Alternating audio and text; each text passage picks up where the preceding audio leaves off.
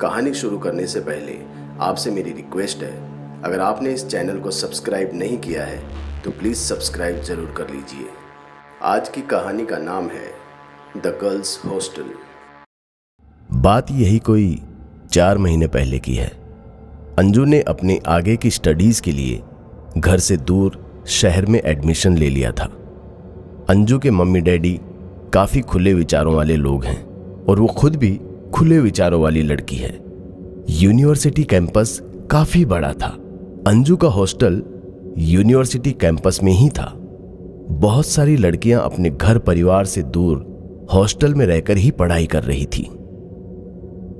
एक दिन अंजू की रूममेट नताशा ने बताया कि उसे किसी ज़रूरी काम से 2 दिन के लिए अपने शहर जाना होगा। अंजू को किसी बात का डर नहीं लगता था। उसने कैंपस में आने के बाद कुछ ऐसी कहानियां जरूर सुन रखी थी जिन्हें वो बकवास और फालतू बैठे लोगों के दिमाग की उपज बताकर हंसी में उड़ा देती थी। उस रात अंजू अपने कमरे में अकेली थी कि तभी मम्मी का वीडियो कॉल आ गया। अंजू ने कहा, हाय मम्मा, कैसी हैं आप? हेलो बेटा, मैं बहुत अच्छी हूं, तुम बताओ? मैं ठीक हूं माँ, आज अकेली हूं। नताशा नहीं है ना? क्यों, कहाँ गई नताशा? अरे मम्मा, वो अपने शहर गई है, उसे कुछ काम था। अच्छा बताओ, पापा कहाँ हैं? बेटा पापा थक गए थे इसलिए वो आज जल्दी सो गए हैं। क्यों रे पगली, मजाक करने के लिए मैं ही मिली तुझे? कौन सा मजाक माँ, यही कि नताशा घर गई है? अरे हाँ मम्मा, सच में वो अपने घर गई हुई है। चल झूठी, अगर वो अपने घर गई है तो अभी तेरे पीछे से कौन गया? अंजू ने झट से पलट कर देखा तो वहां कोई नहीं था। What मॉम, आप मुझे डराओ मत, मैं इन सब से नहीं डरती। अरे सच, मैंने अभी अभी किसी को तुम्हारे पीछे से जाते हुए देखा। बस मम्मा, अब मैं फोन रखती हूं, मुझे पढ़ाई करनी है, कहकर अंजू ने फोन काट दिया। अंजू उठकर वॉश बेसिन के पास गई, नल खोला और मुंह धोने लगी।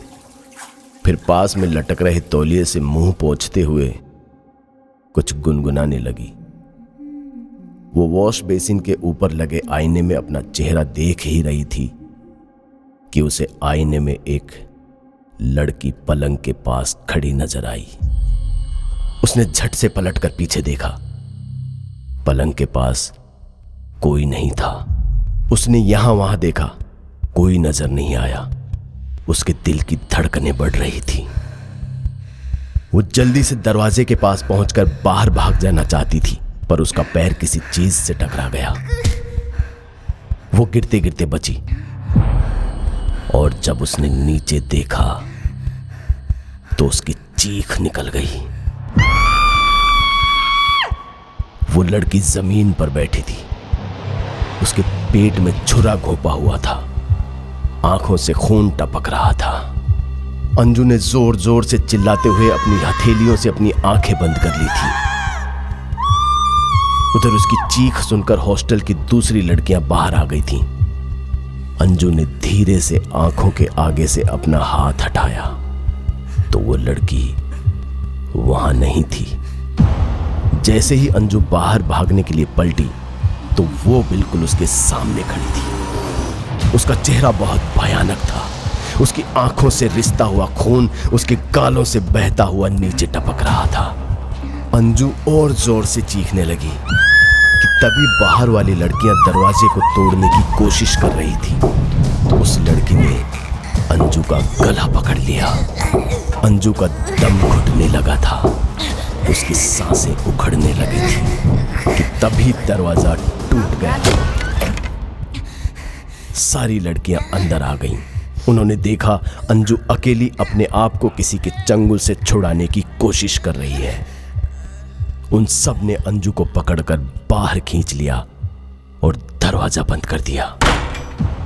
अंजू जोर जोर से सांसें ले रही थी।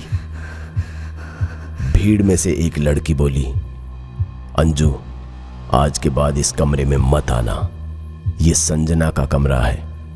कौन संजना? किसी लड़की ने पूछा। वही जिसका 1 साल पहले इसी कमरे में मर्डर हो गया था।